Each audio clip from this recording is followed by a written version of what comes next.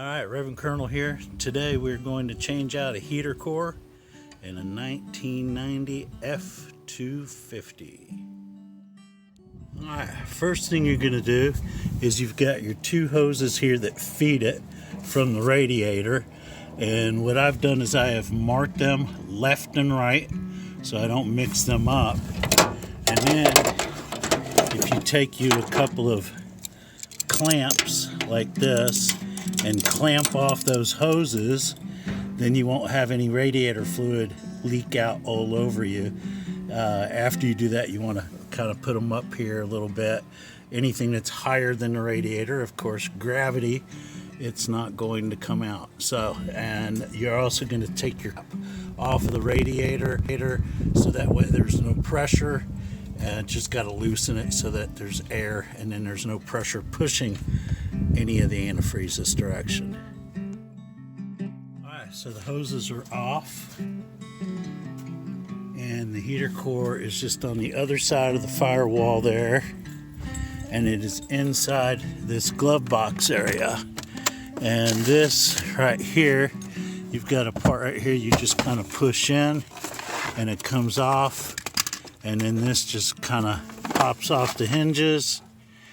And right here, you got bolt, a couple more bolts, and then the heater core is right inside that cover. All right, so I've pushed in on these, and now it is tilted. I got the cover off here, and that's it right there. It's like a tiny little radiator. And basically, I'm just going to pull it out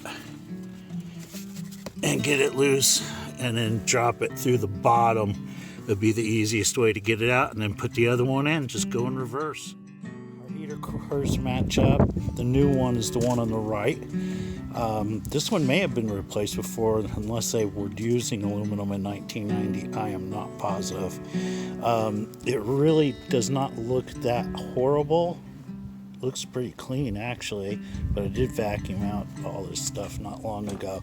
But I don't know if you can see it in the picture here, but down here at the very bottom, you'll see in that corner just a slight bit of discoloration right there. All this doesn't look bad. This side looks pretty good. I don't see anything coming from the top anywhere. So it's got to be internal there somewhere, and it's just leaking down there in that very bottom. It was very small, but you know, catch it now before it floods the truck. So when you install your new one, they'll have caps on here. You want to leave those caps on until you get it through the firewall, so that way you won't get any trash or anything that will fall inside there to clog up your new heater core. You don't want that to happen. My new heater core just slid right up and went into those holes, and we're poking through right over there. Got the caps on it still. Alright, 7 screws later, that's all screwed in. Got my glove box on there, and it slips in there, and that's it. That's all there is to that. Now I just have to go around to the other side and connect these hoses. And I'm looking at the ends of these hoses, and you know, they're a little tattered there, and I've got lots of room on these hoses to where they're not going to be rubbing on anything. So I am going to cut that little bit of bad part off of there and start with fresh connection there. The rest of the hose looks pretty good shape, so we don't really need to replace the hoses. So I've got the hoses all connected on there. I cut off some bad parts, and now it's all nice and fresh. And make sure that you tighten these down real good. Like, you can start with a screwdriver, but I would finish it with your ratchet and get it really good and tight. You can see where it kind of indents a little bit there. You can see how I'm squeezing, and the reason why is because the spout that comes off of that heater core is a lot more narrow than this hose is. And if you don't clamp this thing down really tight, you know, I mean, you don't want to crush the spout, but you want to get it tight enough that it's sealing really good on there. Otherwise, it will leak because there's a little bit of pressure going on this thing. So that's it. That's all you had to do. Now we have to do is run and make sure everything's working and not leaking, and we don't smell antifreeze anymore. Probably gonna have to add just about a pint or so of antifreeze because there was some that was in the old heater core, and so I'm gonna be just a tad bit shy, but we'll check that. Alright, so everything worked out good on that heater core. It was just a small, teeny tiny pinpoint of a leak, and I could smell the coolant like you wouldn't believe, and those noxious fumes are not good for you to be inhaling, and it just, a small leak ends up becoming a bigger leak, and then you've got even bigger problems. And y'all know I try not to get too political or anything on here. Same thing with sin in your life. A tiny little bit can end up rooting it into something much bigger. And so you got to really watch what you're doing on that kind of stuff. And speaking of small little leaks, hang on, my battery's going out on me. There we go. We had a small little leak going on in Ukraine. Russians at the border, and it was a small, tiny little leak, and we could have done something to stop things right then and there, and done some preventative stuff to keep things from getting to the extent that they are now. But unfortunately, our country, for some reason, has chosen not to do that, and the UN doesn't want to get involved, and a lot of Europe doesn't want to get involved, except for to, give them things for support. But they need more than that. They need us. They need manpower. They need us actually taking an active part in airstrikes and missiles and stuff like that. See, the bad thing is a lot of people don't realize, they're like, well, it's just Ukraine, but a lot of our brothers in Christ and sisters in Christ are there in Ukraine. It's a very Christian nation, actually. And the bad thing is that once Russia takes Ukraine, what's next? They can just march straight into Romania, Bulgaria, Hungary, Serbia, and now you've got back to the USSR like it used to be before the wall was torn down by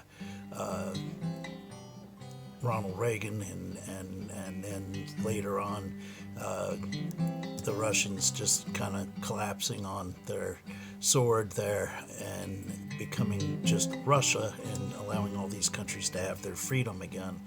And so all these countries are individual countries just like us.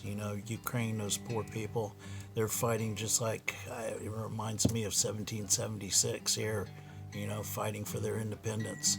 And it's just, it's people like you and me. They're sending their women and their children away, and the men are sticking behind, and older boys, and they're fighting with the firepower they got.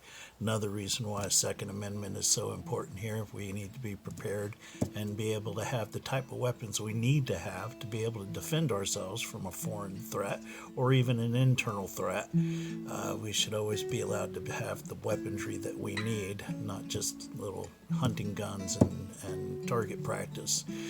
But back to Ukraine and stuff. The bad thing is this gives them direct into the Black Sea, which has the Turkish Straits right there, and the Aegean Sea is what it empties into, which empties into the Mediterranean. And the bad thing with that is that once they're there in the Mediterranean, they have a closer access to all of Southern Europe. Everything in Southern Europe is in missile reach, easy off of submarines and warships, and it's going to give them the ability to build a navy in that area and to do something that they have not been able to do anywhere else. And it also gives them access to all of Northern Africa there. But even worse than that, okay, think about this, closer to that, just around the corner there in the Mediterranean is Israel. And what's on the other side of Israel there? Well, Iraq and Iran. And we know that Russia favors Iraq and Iran, and they have favored them in wars against Israel. And so the one thing that they have not had is they have not had a seaport side against Israel there. And they've only been able to invade ground troops either through Iraq, Iran, missiles, whatever, or through Palestine and the Gaza Strip there, but they have never been able to have like firepower out there in the ocean. And this will give them a direct link there to be able to do that. And so I don't trust Russia. I don't trust them against Israel and the war that has gone on there for centuries. And the Bible tells us that we need to keep our eyes on Israel. That's important. That's where it all started. And those were God's original chosen people. And so we need to be there for them. So I'm just asking for people to pray for the people in Ukraine, pray for our leadership here in this country, and pray for the United Nations and other countries, and that they will rise up and come against this atrocity that's happening, because this is just, it's horrible. This should not be happening. They have done egregious things such as attacking the hospitals of children and maternity wards, and I mean, they just keep everybody in prayer there, and that's what we got to do. So,